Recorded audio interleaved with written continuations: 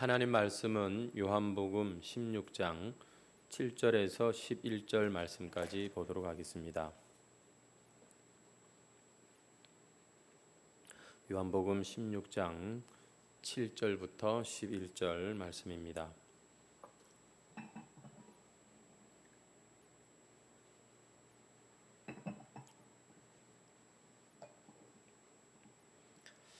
다 찾으신 줄 알고 우리 함께 합독하도록 하겠습니다. 시작. 그러나 내가 너희에게 실상을 말하노니 내가 떠나가는 것이 너희에게 유익이라.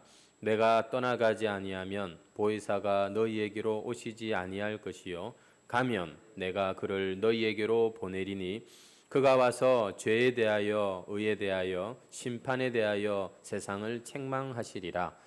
죄에 대하여라 함은 그들이 나를 믿지 아니하며 의에 대하여라 함은 내가 아버지께로 가니 너희가 다시 나를 보지 못하며 심판에 대하여라 함은 이 세상 임금이 심판을 받았음이라. 아멘. 오늘 본문 말씀으로 책망하시는 성령님이란 제목으로 함께 또 은혜를 나누고 싶습니다. 코로나 환자들이 확진자들이 이렇게 많이 늘어나고 있는 이런 때에 우리 성도들의 가정에 또 우리 성도님들의 건강이 어떠신지 많이 궁금하고 또 걱정도 됩니다. 뉴스에 보니까 확진자가 100만 명 누적이라는 그런 기사를 보았는데 이런 상황이지만 또 대부분의 우리 성도들께서는 또 건강하게 잘 생활하고 계시리라고 믿고 그러나 또 우리 교우들 중에는 이미 확진을 받고 자가격리를 하고 또 지금도 여전히 또 격리 중에 또 치료 중에 있는 그런 분들도 있습니다. 저도 확진되고 보니까 이 감기, 몸살, 두통, 기침 이런 증상들이 있었고 한 이틀을 좀 고생을 했던 것 같습니다만 또 지나고 보니 일반 독감 수준이었구나 이렇게 또 생각이 들었습니다. 하지만 우리 기저질환이 있는 분들은 더 조심해야 되고 또 주의해야 될 것으로 압니다. 아무쪼록 몸조리를 잘 하셔서 이전보다 더 건강하고 그리고 아무 후유증도 없는 그래서 끝까지 또 이 코로나 바이러스로부터 승리하시는 우리 성도님들이 다 되시기를 축복합니다. 오늘 우리가 함께 말씀을 나눌 내용은 무엇인가 하면 7절 말씀부터 우리가 읽었는데 예수님께서 제자들에게 하신 말씀이 되겠습니다. 예수님께서는 당신께서 제자들을 떠나시는 것이 제자들에게 더 유익하다 이렇게 지금 말씀을 하고 계시는데 그 이유는 보혜사 성령께서 그들에게 오시기 때문이라는 겁니다. 성령이 오시면은 도대체 제자들에게 무슨 일이 일어나길래 차라리 내가 떠나는 것이 더 낫다 이렇게 말씀하실까요? 7절 말씀을 계속 보시면은 성령께서 보혜사가 올 것임을 말씀을 하고 계시는데 이 제자들은 예수님이 육신으로 자기들과 함께 있을 때보다 더 강건해지고 더 온전한 자들이 될 것이기 때문에 예수님은 그 사실을 알기 때문에 그러나 내가 실상을 말하는데 내가 떠나는 게 더 유익하다 이렇게 말씀을 하고 계시는 겁니다. 사실 예수님이 제자들과 함께 지냈던 3년 넘는 세월은 정말 예수님과 가까이 지내는 행복한 시간이었겠지만 예수님이 육신으로 이 제자들과 함께 있는 동안에 이 제자들은 사실 그 속이 변화되지 않은 것을 우리가 잘 알고 있습니다. 아무리 예수님이 말씀을 많이 하셔도 그 말씀을 듣기는 듣는데 잘 깨닫지를 못하고 또 금방 잊어버리고 이런 것이 예수님과 같이 다녔던 3년 동안 제자들의 모습입니다. 그런데 아시다시피 성령께서 이 세상에 오셨을 때 성령께서 그들의 마음에 임하셨을 때 충만히 거하셨을 때 그들은 완전히 지각이 이 달라지는 사람들이 되었습니다. 그 옛날 예수님께 들었던 그 진리가 막 깨달아지기 시작하고 그 진리의 말씀을 확신을 가지고 마치 자기들이 예수님인 것처럼 그렇게 담대하게 전하는 이런 초대교회의 모습을 우리가 보게 되지 않습니까? 그 이유는 다름이 아니라 바로 예수님이 보내신 성령께서 그들 안에 함께 거하시기 때문입니다. 성령께서는 비록 보이지 아니하시지만 아무런 제한 없이 이 제자들을 지금 마음껏 도와주고 계시고 인도하고 계셨다는 것이죠. 성도 여러분, 오늘날도 주님의 몸된 이 교회에는 이 성령의 도우심과 이 약속이 있는 바로 이곳이라는 것을 우리는 잊어서는 안 되겠습니다. 여러분, 우리가 정말 믿는 사람들이라면 우리는 그 어느 한 사람도 예외 없이 성령님의 도우심이 꼭 필요한 자들이라는 것을 잊어서는 안 되겠습니다. 왜냐하면 예수님 믿는 것은 이 육신의 힘으로 가는 게 아니에요. 우리가 돈이 많고 뭔가 좀 능력이 있다고 해서 잘 우리가 예수님을 믿는 게 아닙니다. 오직 성령님만이 우리를 참으로 하나님의 뜻에 맞는 그 길로, 그 신앙으로 우리를 이끄시는 분이기 때문입니다. 그렇기 때문에 예수 믿는데 이 성령에 대해서 무지하고 무시하고 이 성령에 대하여 소망을 갖지 않는 그런 이 크리스찬이 있다면 그 사람은 참 미련한 사람이라고 할 수가 있는 것입니다. 어쩌면 그런 분들은 아직도 신앙생활을 제대로 시작하지 못했다, 이렇게까지 말할 수가 있겠습니다. 여러분, 우리 믿는 자들의 능력은 성령이 오셔서 그 성령의 도우심 가운데 우리 안에서 인도하시고 우리 안에 가르쳐 주시고 우리에게 힘을 주시는 그것이, 여러분, 우리가 이 세상 사는 동안 우리가 예수님이 바로 약속하신 그 진짜 도움을 받고 사는 길인 것입니다. 우리가 이 사회생활을 해보신 분들은 다 알겠습니다만, 여러분, 이 세상엔 힘이라는 것이 있습니다. 많이 아는 게 힘입니다. 많이 가지고 있는 게 힘이고요. 또 좀 높은 신분, 그런 지위조차도 힘이 되는 세상 아니겠습니까? 하지만 정말로 우리가 이 세상에서 진정한 이 그리스도인으로서의 삶을 살기 원하는 자라면 우리에게 이 필요한 힘은 바로 성령님, 그분에게 있다는 것을 여러분, 우리는 잊어서는 안 되는 것입니다. 성령님이 우리 안에 계실 때 그분과 함께 생각하고 그분과 함께 호흡하고 그분과 함께 생활하고 그분과 함께 참 우리가 말씀을 나누는 여기에 우리 성도들의 이 능력이 있고 힘이 있는 것이지요. 우리는 아마 이 시행착오를 많이 할 것입니다. 왜냐하면 우리도 이 세상에 또 먹고 살아야 되는 존재들이니까요. 하지만 여러분, 궁극적으로 우리 영혼의 구원과 영생의 삶은 오직 성령의 그 뒤를 따르는 자들에게만 여러분 주어지는 길이라는 것을 잊어서는 안 됩니다. 우리가 아무리 참 이 세상에서 열심히 참 내 힘으로 살려고 수고하고 뛰어도 결국 우리가 하나님의 백성이라면 우리가 배우는 교훈은 딱 한 가지입니다. 내 힘으로는 안 되는구나. 정말 하나님이 도와주셔야 되는구나. 결국엔 다 하나님의 은혜구나. 여러분, 이렇게 우리는 고백하게 될 것이기 때문에 우리는 스스로 자꾸만 내 능력을 의지하고 내 물질을 자랑하고 내 어떤 다른 것을 의지하는 이런 마음을 버리시고 하나님 앞에 더 간절하게 하나님의 이 약속, 예수님은 이 실상을 아셨어요. 예수님은 뭐가 진짜 우리에게 유익한지를 아셨어요. 그래서 내가 떠나는 게 좋다고 말씀하시지 않습니까? 여러분에게 정말로 성령님은 이렇게 중요한 분이십니까? 예수님이 생각하는 것만큼 우리가 정말로 성령님을 그렇게 귀하게 우리가 여기고 있습니까?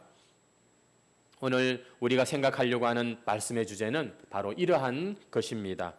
오늘 우리의 삶에 누구든지 변화를 필요로 하고 뭔가 내 인생이 참 영적으로 더 충만하고 내 삶에 축복을 원하는 분이 있다면 오늘 말씀을 통해서 다시 한번 성령님과 온전히 하나가 되고 성령으로 충만한, 그래서 삶의 진정한 변화가 있고 위로가 있고 기쁨이 있는 우리 해광 성도들이 되시기를 바랍니다.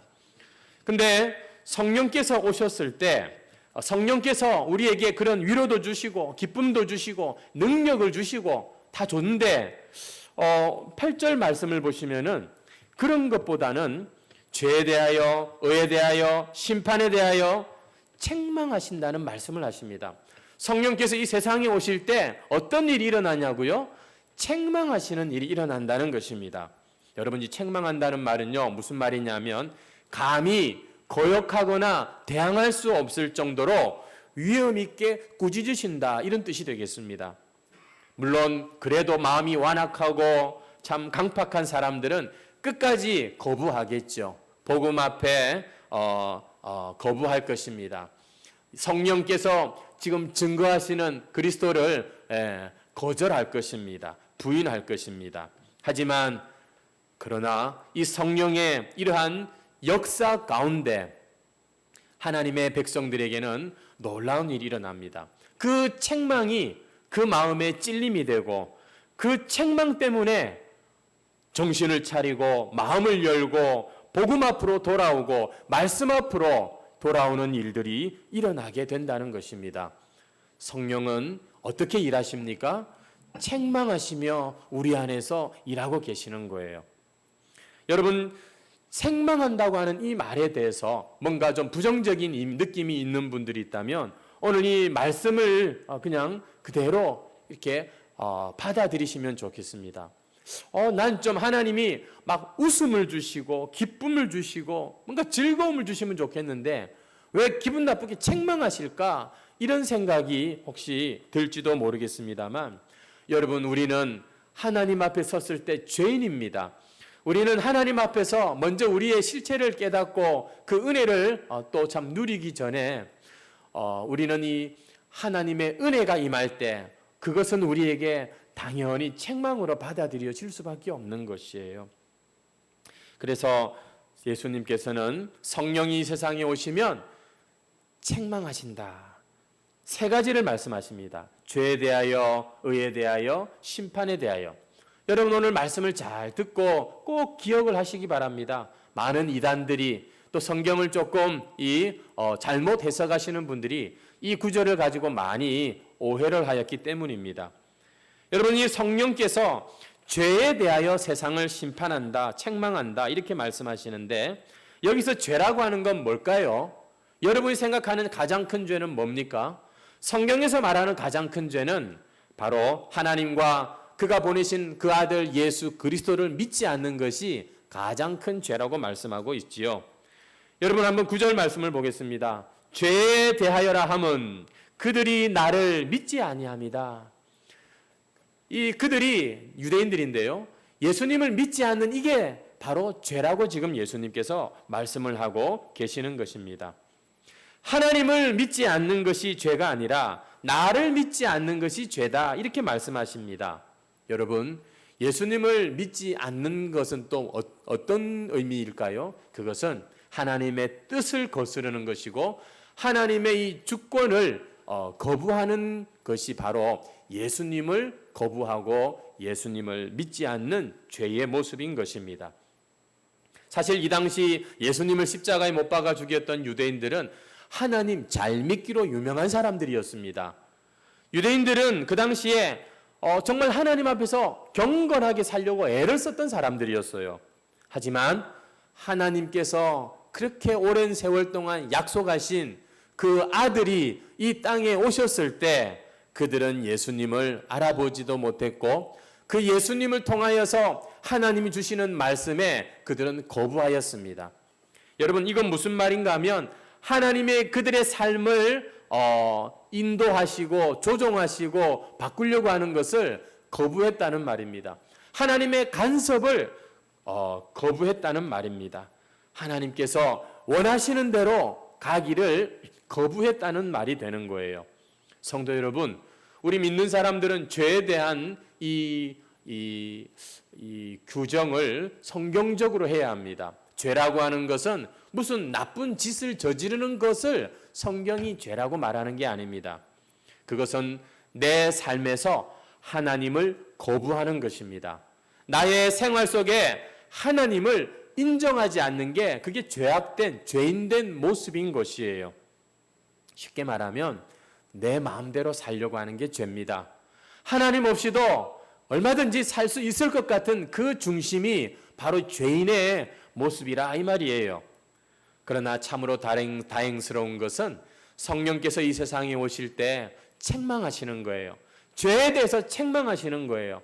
아, 내가 이렇게 사는 게 잘못 사는 것이었구나. 내가 조금 힘이 있다고, 물질이 있다고, 건강이 있다고, 젊다고 내가 너무나도 교만하게 하나님을 의지하지 아니하고 하나님 믿는다고 하면서도 하나님 간섭을 받지 않고 와, 내가 고집이 참 센 사람이었구나. 이렇게 성령이 역사하시면 깨달아지는 거예요. 그 성령의 그 음성이 우리에게 책망이 되고 찔림이 되는 것입니다. 그래서 예수님의 은혜는 회개와 함께 시작이 되는 것이에요. 성령의 역사는 불 받아라, 무슨 능력 받고 병 고치고 이런 것이 아니라 내가 하나님 앞에 죄인이었구나, 이걸 깨닫는 것이 이게 바로 성령의 책망하시는 은혜인 것입니다. 근데요, 이게 진짜 축복이에요. 왜냐하면 우리 세상이 자신의 그 죄에 대해서 깨닫는 만큼 하나님의 은혜의 자리로 갈 확률이 더 많기 때문입니다. 자기가 죄인인지도 모르는데 무슨 용서를 받냐고요. 그래서 예수님께서는요, 세리와 창기들이 하나님 나라에 더 가깝다. 유대인들, 그 바리새인들보다도 세리와 창기들이 더 하나님 나라에 가깝다고 그렇게 말씀하셨죠. 여러분, 그 당시에 세리와 창녀들은 사람들에게 사회적으로 손가락질 받는 그런 그야말로 공식적인 죄인들입니다. 오히려 그 죄인들이 하나님 나라에 더 가깝다. 이렇게 예수님이 말씀하신 이유가 뭡니까? 이 땅을 살면서 내가 죄인이라는 이 사실을 깨닫고 이걸 인지하게 되고 그냥 모든 게 내 뜻대로 잘 풀리는 게 아니라 이 참 저주 같은 아무것도 내 힘으로 내 뜻대로 안 되는 건 투성이인 이 죄 많은 세상에서 탄식하며 한계를 느끼며 그러면서 구원을 갈망하게 되는 그 심령이 오히려 하나님의 은혜를 맛볼 수 있는 하나님의 축복으로 갈 수 있는 그런 가능성이 많기 때문에 예수님은 그런 말씀을 하신 것입니다. 우리가 성령 충만 그리고 뭔가 성령의 능력 그러면은 그냥 이게 다 좋은 건 줄로 이렇게 생각을 하시는데 좋은 게 맞아요. 근데 그게 우리가 생각하는 좋은 게 아닐 수 있습니다. 내 눈에서 눈물이 흐르고 내 가슴이 찢어질 만큼 애통하는 이런 탄식으로 성령의 책망으로 우리 안에 역사하시는데 사실은 거기에 진정한 치유가 일어나고 하나님의 나라가 임하게 되는 것이죠. 성령께서는 또한 의에 대하여 세상을 책망하신다라고 말씀합니다. 의라고 하는 건 앞서 말한 죄와 반대되는 겁니다. 옳은 것을 말하는 거예요. 여러분이 의라고 하는 이것이 보면 사람들 누구에게나 다 있는 것을 봅니다. 심지어 저 교도소에 가 있는 사람들도 보면 억울하다 그러고 자기는 뭐 그렇게 말하는 이유가 자기 안에 자기 의가 있기 때문인 것이죠. 이 세상의 사람들 중에 대부분 다 그래요. 자기 나름대로 자기 의가 다 있는 것입니다. 인간은 누구나 죄인인데도 불구하고 이렇게 보세요. 당당하고 이렇게 참 마음대로 저렇게 말하고 살아가는 이유가 뭡니까? 그것은 내가 그래도 낫다 이겁니다. 너보다 낫다 이겁니다. 저 못된 사람들보단 그래도 나는 다르다 이거 여러분 이게 뭐냐면 자기의라고 하는 것입니다. 하지만 이 세상 사는 죄인들이 제 아무리 이렇게 자기의 의로움을 포장하고 주장하고 내세운다 하더라도 성경을 보니까 하나님이 인정하시는 의는 딱 하나밖에 없어요. 그건 뭐냐? 오직 예수 그리스도의 그 의밖에는 하나님을 만족해 하는 의는 없습니다. 하나님이 인정하는 다른 의는 아무것도 없는 거예요. 오직 예수 그리스도 그분만이 하나님 앞에 의롭다고 인정을 받은 분입니다. 10절 말씀을 한번 보십시오. 의에 대하여라 함은 이제 설명을 하시는데 갑자기 또 내가라고 말합니다. 내가 아버지께로 가니 너희가 다시 나를 보지 못하며, 이게 무슨 말인지 좀 많이 어렵게 느껴지실 건데, 여기서 의에 대하여라 함은 하면서 예수님은 바로 내가 나 자신, 예수님을 지금 말씀하고 계시는 겁니다. 예수님이, 그분이 바로 의라는 그런 말씀을 하고 계시는 거예요. 성도 여러분, 우리가 신앙생활 하면서 한평생 교회를 가까이 두고 이렇게 참 예배를 하면서 오랫동안 믿어오신 분들에게 어떤 자랑이 있을까요? 무엇이 여러분 그 신앙에 궁극적으로 남아있는 자랑일까요? 내가 장로로, 권사로 오랜 세월, 여러분 그런 게 자랑일 수가 없습니다. 정말 우리가 예수님을 믿고 하나님의 구원의 이 은총을 맛보면 저와 여러분의 입에서 오직 고백할 수 있는 유일한 자랑, 우리가 하나님 앞에 내세울 수 있는 것은 내가 예수 그리스도를 믿고 의지하는 것밖에 다른 것을 꺼내놓을 게 없는 것이에요.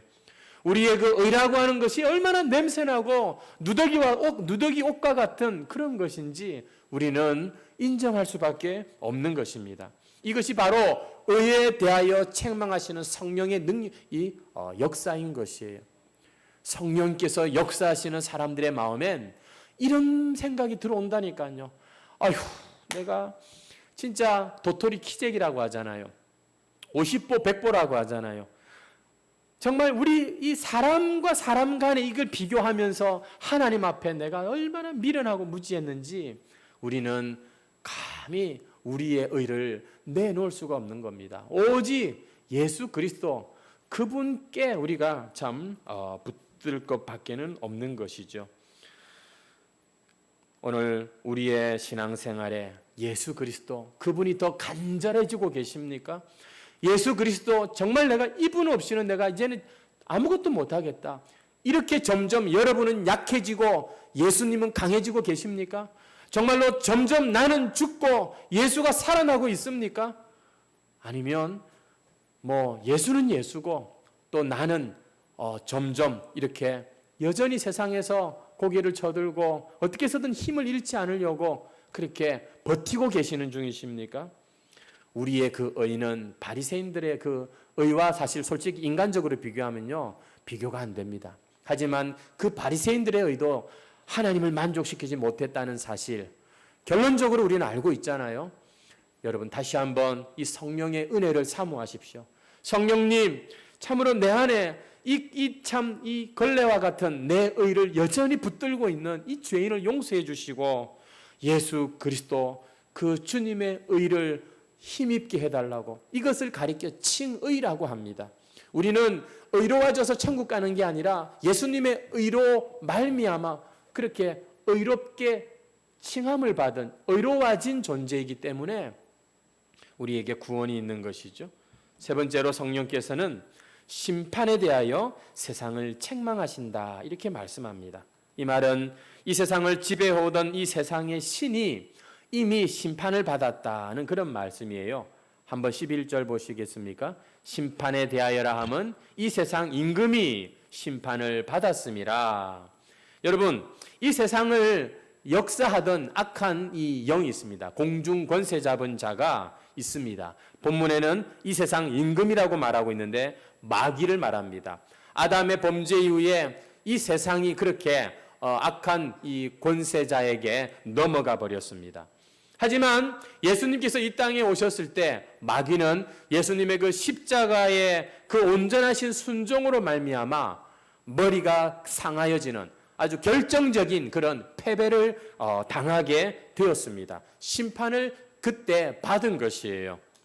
그래서 오늘 이 말씀에 나온 것처럼 심판에 대하여 세상을 책망한다, 이 말은 마귀가 심판을 받았다 이 말이 되는 것입니다.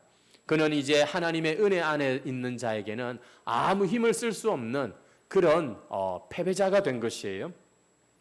지금도 이 진리가 비추는 곳마다 마귀는 제 자리를 잡을 수가 없는 겁니다. 패배하고 물러갈 수밖에 없는 것이 예수 그리스도의 십자가의 승리인 것입니다. 그런데요, 지금도 마귀가 역사하고 있어요. 지금의 역사하는 것은 뭐냐면요, 자기의 권리를 주장하는 것이 아니라 거짓말하는 겁니다. 아직도 이 복음을 모르고 진리를 모르는 자들에게 계속해서 속이고 있는 것이 바로 마귀의 역사인 것입니다. 어떻게 역사하냐고요? 우리가 마귀를 생각할 때 늘 강조했습니다만, 마귀는 영적인 존재고 눈에 보이는 우리를 무섭게 하는 그런 것이 아니라 우리의 마음에서, 생각에서 역사하고 있는 바로 그러한 존재인 것입니다. 아이고, 나는 마귀 안 믿어. 요즘 같은 세상에 무슨 마귀가 있고 귀신이 있어.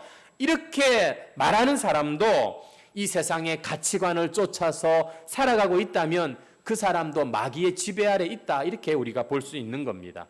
그런데 성령이 오셨어요. 성령이 이 심판에 대하여, 세상 임금에 대하여 책망하십니다. 그렇기 때문에 여러분, 이 성령께서 충만하시면은, 여러분, 성령은 우리 안에 어떻게 역사하신다고 제가 말씀드렸죠? 생각나게 하신다고, 깨닫게 하신다고, 진리의 성령이라고 제가 늘 말씀드렸죠. 여러분, 진리의 성령께서 우리 안에서 이 깨달음을 주시면, 이거는 거짓말인데, 이거는 진리가 아닌데, 성도가 분별하게 되는 겁니다. 돈 없으면 세상이 어떻게 살아? 하지만 진리의 성령의 이 깨달음을 가지고 진리의 빛을 비추면 사람이 먹는 것과 마시는 것으로 사는 게 존재가 아닌데, 사람은 이 말씀으로 먹고 이 성령으로 사는 존재인데, 여러분, 똑같이 옷 입어야 되고 똑같이 새끼 밥 먹어야 되는 사람이지만, 그러나 세상을 똑같이 살아가지만 생각이 다른 거예요. 가치관이 달라지는 겁니다. 여러분, 이게 바로 마귀의 지배에서 벗어난 그런 모습이 되는 것입니다. 성령이 오시면 이런 일을 하시는 거예요. 마귀가 만들어 놓은 그 세상의 거짓된 가치관들, 정말 이젠 죽을 것 같고 이제는 끝장난 것 같다고 생각하게 만드는 이 모든 것이 거짓말이네, 아니네, 살 길이 있네. 정말로 우리는 그렇게 이 진리의 성령께서 책망하시는 음성을 우리는 들어야 되는 것입니다. 예수 믿고 성령 충만한 사람들은요, 이 시대 정신을 분별합니다. 속지 않는다는 것이죠. 오늘날 우리가 믿는다고 말하면서 목사고 장로고 권사고 집사고 우리가 참 오랜 세월 말씀 가운데 함께 믿는다고 하면서도 말씀이 이기지 않고 세상 방식이 통하는 이런 생각, 이런 우리의 마음이라면 아직도 여러분, 진리의 그 자유함에 우리는 더 갈급해야 되는 것입니다. 우리가 얼마나 참 믿는다고 하면서 이 세상의 가치관을 따라서 쫓아서 사는지 몰라요. 여러분, 다른 사람이 하는 말이 중요한 게 아니라 내 안에 양심을 통해서 성령께서 주시는 음성에 한번 귀를 기울여 보시기를 바랍니다. 걱정하지 마, 염려하지 마, 두려워하지 마라. 내가 너와 함께 한다. 너 그렇게 사람을 미워해서 되겠니? 사랑해라. 야, 이 육체가 전부가 아니야. 영원한 삶이 있어. 여러분, 우리가 이 하나님의 이 음성, 설교 시간에도 듣고 말씀을 우리가 읽으면서도 깨닫게 되고, 여러분, 정말로 여러분은 그렇게 믿으십니까? 성경은 말하기를 진리가 너희를 자유케 하리라 약속하셨습니다. 예수를 믿고 자유해 주시기 바랍니다. 성령께서 우리에게 주신 이 책망의 음성 앞에 우리 안에 그동안 딱 이 마치 성벽처럼 굳어져 버린 이 우리의 생각들이 한번 뜯겨져 나가는 역사가 있기를 바랍니다. 진리로 살 수가 있구나. 성령께서 이미 심판하셨다, 세상을 책망하신다, 이렇게 말씀하는 이 말씀은 오늘 누구든지 예수님 믿고 성령님으로 충만하면 우리가 이 세상의 그런 그릇된 가치관을 따라 살지 않게 된다는 그런 말씀인 것이죠. 예수님은 이것들을 생각하실 때 비록 십자가가 너무너무 부담스럽고 힘든 일이었지만, 그러나 기꺼이 그 길을 감당하기를 작정하셨고 제자들에게 오늘 이렇게 말씀하시는 거예요. 내가 가는 게 유익하다. 성령이 오시면 된다. 이렇게 말씀하십니다. 오늘 우리에게 이토록 성령을 주시기 위하여 십자가의 길을 가시는 예수님, 오늘 이 말씀을 제자들에게 하시는 예수님의 마음을 여러분 우리가 오늘 다 이해하시고, 우리가 여기서 그치면 안 됩니다. 우리의 마음에 성령이여 다시 한번 내 마음을 사로잡아 주옵소서. 이 완악하고 교만한 내 마음에 책망하여 주시옵소서. 이렇게 우리 하나님 앞에 간절한 소원을 가질 수 있는 해광 교인들이 되시기를 바랍니다. 그러면 여러분, 이 신앙은요, 내가 하려고 하니까 힘든 거예요. 성령께서 우리를 이끌어 가시면 우리는 한 걸음 한 걸음 순종하며 따라가면 되는 것입니다. 오직 예수님께서 죽으시고 부활하셨을 때 하나님께서는 성령을 허락하시고 예수님을 믿게 하시고, 믿는 자들 안에서 지금도 겸손하게 우리의 이 자발적인 순종을 기대하시면서 기다리고 계시는 성령님, 여러분, 우리 성령님을 다시 한번 우리가 바라보고 붙들기를 바랍니다. 그게 우리의 신앙생활의 가장 중요한 열쇠인 것입니다. 나는 얼마나 성령을 의지하고 있는가? 근데요, 우리는 그렇지 않다는 거예요. 내가 누군데, 내가 목사인데 왜 말이지 하면서, 내가 말이야 얼마나 오랫동안 믿었고, 내가 얼마나 많이 예배를 했고, 얼마나 내가 많이 알고 있고, 내가 지금 맡고 있는 직분이 뭔데, 이러면서 여러분 자꾸 이렇게 인간적인 육신을 자랑하는 이런 모습들이 우리에게 있다는 것입니다.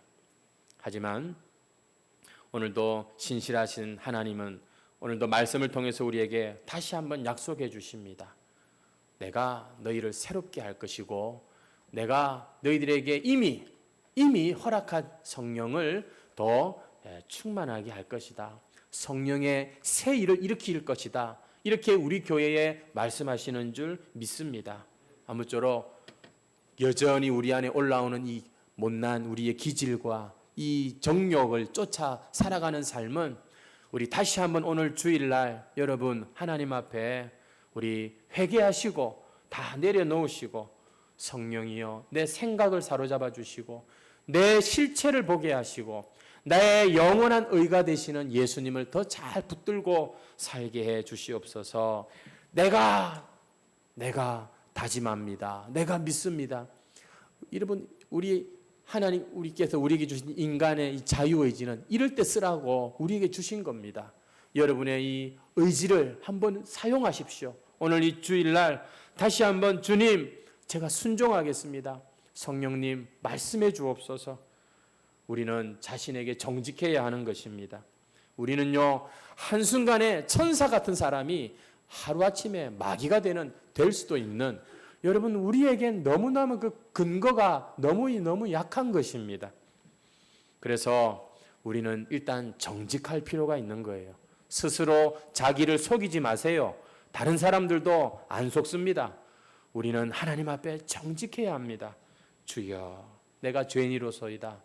주여, 나는 성령이 참으로 필요한 그러한 존재입니다. 그때 성령님은 반드시 그 정직한 자의 기도를 들으시고 역사하십니다. 그분은 지금도 우리와 함께 하시고 깨닫게 하시고 책망하시고 그리고 위로와 기쁨도 주실 겁니다.